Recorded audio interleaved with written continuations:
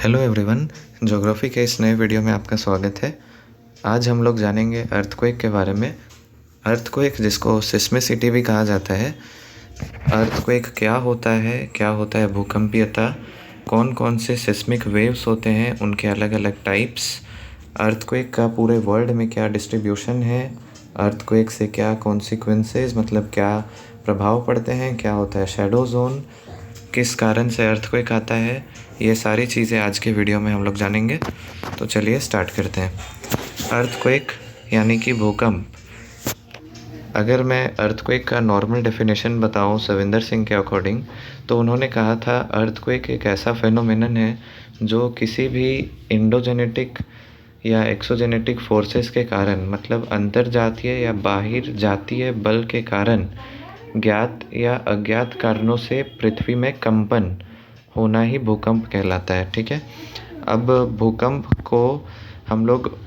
भूकंप का जब हम लोग ज़्यादा डीप में स्टडी करते हैं और उसके सारे कंपोनेंट्स को लेते हैं, तब उसको हम लोग कहा जाता है भूकंपीयता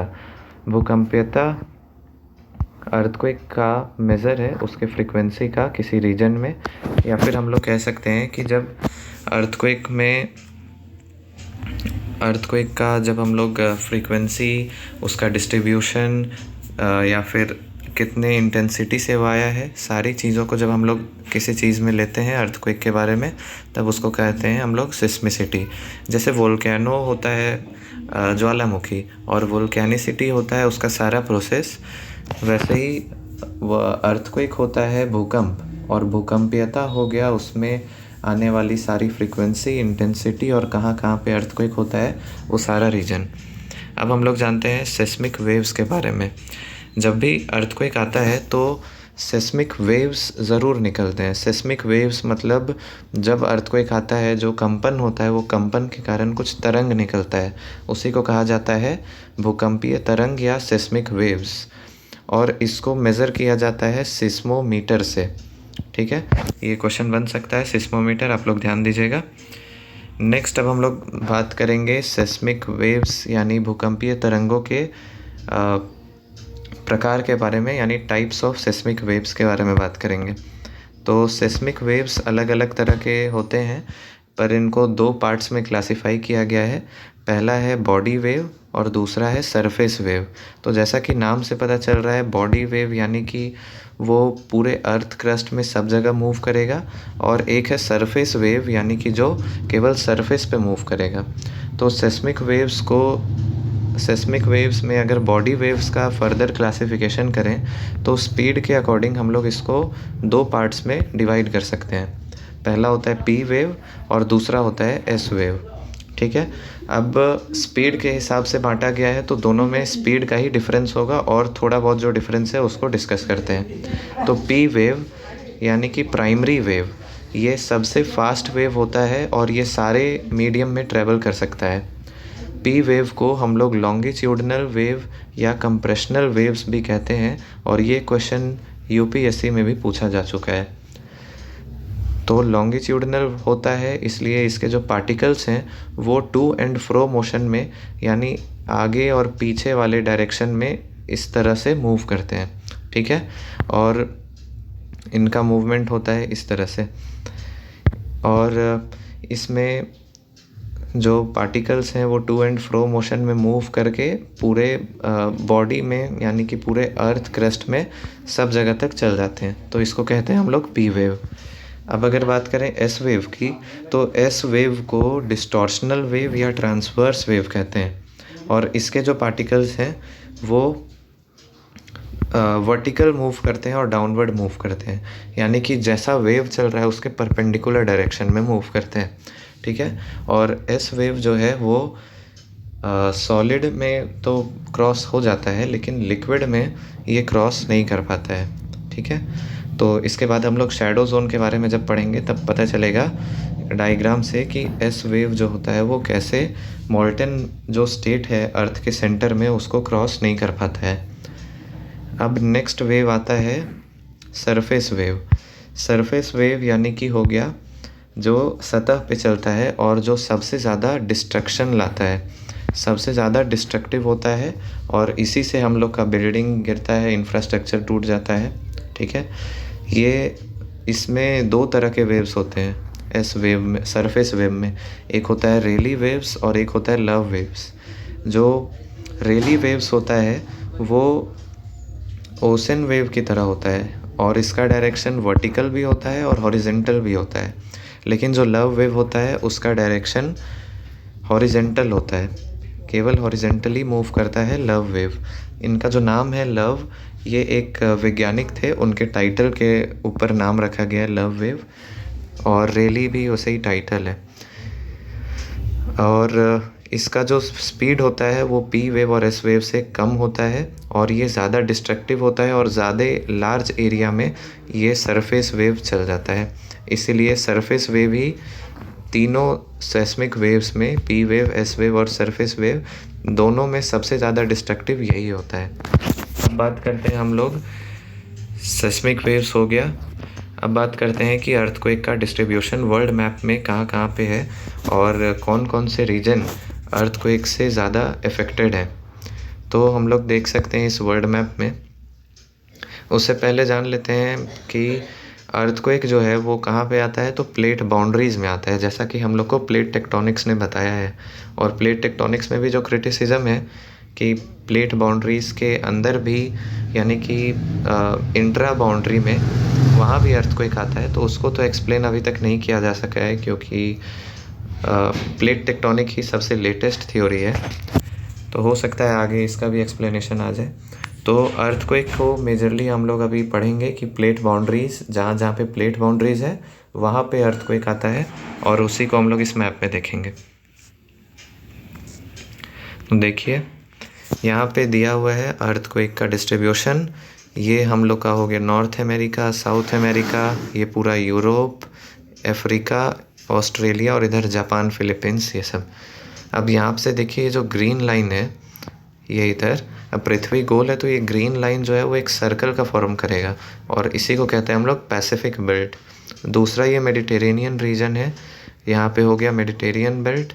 फिर ये ईस्ट अफ्रीका का रीजन और इधर एक प्लेट का फॉर्मेशन भी है, प्लेट का बाउंड्री भी है, तो ये ईस्ट अफ्रीकन रिफ्ट। और फिर एक हो गया ये मिड अटलांटिक रिज, मतलब अटलांटिक ओशन के बीच से जा रहा है इसलिए इसको मिड अटलांटिक कहते हैं। और रिज मतलब होता है घटक, कटक। ठीक है, अब देखिए सबसे ज़्यादा जो अर्थक्वेक है वो हमारे रिंग ऑफ फायर वाले रीजन या पैसिफिक रिंग ऑफ फायर वाले रीजन में होता है। ओवरऑल 70% जो अर्थक्वेक आते हैं वो इसी बेल्ट में आते हैं और इससे प्रभावित बहुत सारे देश हैं जैसे कि Japan, Indonesia, Philippines, California, Chile और बहुत सारा देश है जो पैसिफिक बेल्ट में आता है और वो सब इससे प्रभावित होता है। इसके बाद आता है मिड अटलांटिक रिज। जो मिड अटलांटिक रिज है वो अटलांटिक ओशन के बीच से पार होता है और यहाँ पे डाइवर्जेंट बाउंड्री है। डाइवर्जेंट बाउंड्री का मतलब हो गया कि दो प्लेट्स जो हैं उसका डायरेक्शन इस तरह से होगा, तो बीच में हमारा जो मैग्मा है वो बीच में धीरे से इरप्ट करता है जिसके कारण यहाँ पे फिशर टाइप ऑफ वोल्केनो आते हैं। ठीक है, और ये डाइवर्जेंट बाउंड्री पे है और यहाँ पे शैलो फोकस अर्थक्वेक आता है। नेक्स्ट बात करते हैं हम लोग हिमालयन रीजन में। तो जो हम लोग का मेडिटेरेनियन रीजन है या फिर हिमालयन रीजन है वहाँ पे भी अर्थक्वेक आते हैं और अर्थक्वेक आते हैं इसलिए यहाँ पे क्योंकि यहाँ पे दो कॉन्टिनेंटल प्लेट एक दूसरे से मिलती हैं, उनका आमने सामने मिलती हैं, इसलिए यहाँ पे अर्थक्वेक आता है। यानी कि यहाँ पे दो कॉन्टिनेंटल प्लेट्स का कन्वर्जेंट मूवमेंट होता है। ठीक है, और इसके कारण इंडिया में, नेपाल में और पाकिस्तान वाले रीजन में अर्थक्वेक आता है। नेक्स्ट बात करते हैं सैन एंड्रियास फॉल्ट की। सैन एंड्रियास फॉल्ट यानी कि यूएसए वाले साइड में। तो सैन एंड्रियास फॉल्ट में जो अर्थक्वेक आता है वो कैलिफोर्निया में यहाँ पे ब्रंच घाटी है, वहाँ पे पैसिफिक बेल्ट के पास वाले रीजन में अर्थक्वेक आता है और नॉर्थ अमेरिकन प्लेट्स के मूवमेंट के कारण अर्थक्वेक आता है। इसके बाद आता है ईस्ट अफ्रीकन रिफ्ट, यानी कि जो हम लोग ऊपर अभी देखे थे अफ्रीकन यहाँ पे ये वाले रीजन में जो अर्थक्वेक आता है इसको कहते हैं ईस्ट अफ्रीकन रिफ्ट, ठीक है। अब ये ईस्ट अफ्रीकन रिफ्ट में जो प्लेट बाउंड्री है उसके अलोंग हम लोग का अर्थक्वेक आता है और इसके कारण इथोपिया, केनिया जैसे कंट्रीज़ में अर्थक्वेक देखा गया है। नेक्स्ट आता है मेडिटेरेनियन बेल्ट। तो दो हम लोग मेजर क्लासीफाई किए। पहला हो गया पैसिफिक रीजन में, पैसिफिक में यहाँ पे 70 to 80% अर्थक्वेक आता है पूरे वर्ल्ड का। और दूसरा हो गया मेडिटेरेनियन बेल्ट, और मेडिटेरेनियन बेल्ट में आता है टोटल 20% ऑफ ऑल, अप्रॉक्स 20%, ठीक है। अब मेडिटेरेनियन बेल्ट के कारण ही जो ईरान है, इटली है, ये सारे ग्रीस, तुर्की, ये सब जैसे देश में अर्थक्वेक आता है। अब हम लोग जानते हैं अर्थक्वेक का काउजेस। तो अर्थक्वेक का काउज तो सिंपल है, प्लेट बाउंड्री के अलोंग ही प्लेट टेक्टोनिक्स बताया है। और प्लेट टेक्टोनिक्स में दो थ्योरीज हैं कि प्लेट का जो मूवमेंट होता है कन्वर्जेंट और डाइवर्जेंट। कन्वर्जेंट मतलब जब दो प्लेट पास आती हैं, और डाइवर्जेंट मतलब जब दो प्लेट्स दूर जाती हैं। इसके कारण जब अर्थक्वेक आता है तो वो भी दो तरह का होता है। जब दो प्लेट्स पास आती हैं तब जो अर्थक्वेक आता है वो वायलेंट टाइप ऑफ वोल्केनो बनता है, क्योंकि इसमें एक प्लेट नीचे चल जाती है और मोल्टन स्टेट में बाहर आती है। और जब दो प्लेट्स दूर जाती हैं तब इससे फिसर टाइप ऑफ वोल्केनो या फिसर शैलो फोकस अर्थक्वेक आता है, और इसमें आता है हम लोग का डीप फोकस अर्थक्वेक, ठीक है। अब नेक्स्ट देखते हैं हम लोग शैडो जोन क्या होता है, और पी वेव, एस वेव का अलग अलग शैडो जोन होता है। पी वेव, प्राइमरी वेव जो होता है वो सारे मीडियम में ट्रैवल करता है, इसलिए इसका जो रीजन है वो आप लोग देख सकते हैं, ये अर्थ का सरफेस है और ये बीच में कोर है, और कोर वाले रीजन से भी पास हो गया है हम लोग का पी वेव, और इस तरह से मूव करता है। और जो बीच वाला ग्रीन रीजन इसमें दिख रहा है वो रीजन छूट जाता है, और उसी को कहा जाता है शैडो जोन। यहाँ पे अर्थक्वेक नहीं आता है। और एस वेव के लिए जो शैडो जोन है वो इतना पूरा है, क्योंकि एस वेव जो है वो लिक्विड से ट्रैवल नहीं कर सकता है, केवल वो सॉलिड से ट्रैवल करता है, ठीक है।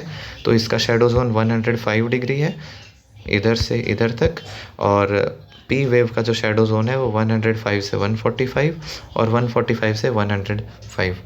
ये एनसीईआरटी का डाटा है, तो आप लोग इसको पढ़ सकते हैं। नेक्स्ट है अर्थक्वेक का अगर मैग्नीट्यूड को मेज़र करने का बात करें तो वो रिचर स्केल से होता है, जो 1 से 10 तक का मार्क होता है। और अगर इसकी इंटेंसिटी को मेज़र करने का बात करें तो वो मरकाली स्केल से होता है मेज़र। ये भी क्वेश्चन बन सकता है कि अर्थक्वेक का मैग्नीट्यूड किससे मेज़र होता है, तो रिचर स्केल से, और इंटेंसिटी मरकाली स्केल से। अब लास्ट टॉपिक हम लोग जानते हैं अर्थक्वेक का क्या क्या इफ़ेक्ट होता है हमारे अर्थ में। तो अर्थक्वेक के कारण क्या होता है, अर्थक्वेक के कारण बाढ़ आता है, सुनामी आता है। सुनामी तो एक्चुअली बोल सकते हैं हम लोग, वाटर में जो अर्थक्वेक आता है उसको सुनामी कहते हैं। मास डिस्ट्रक्शन होता है, काफ़ी बड़े लेवल पे इंफ्रास्ट्रक्चर लॉस होता है। बहुत जगह तो अर्थक्वेक के कारण फायर भी लग जाता है, बायोडाइवर्सिटी लॉस होता है, लॉस ऑफ ह्यूमन लाइफ होता है। अर्थक्वेक के कारण और भी देखें तो लैंडस्लाइड भी होता है ना। और इससे बायोडाइवर्सिटी का लॉस होता ही है, साथ में माइग्रेशन भी बहुत बड़े लेवल तक होता है। तो ये था कुछ अर्थक्वेक का नेगेटिव इम्पैक्ट्स हमारे सोसाइटी पे। तो आई होप आपको ये वीडियो समझ में आया होगा। इसमें हम लोगों ने अर्थक्वेक के बारे में सब कुछ जान लिया है, अर्थक्वेक के वेव्स कौन कौन से होते हैं, उनका डिस्ट्रीब्यूशन, काउजेज़, शैडो जोन और लास्ट में इफ़ेक्ट। Thank you.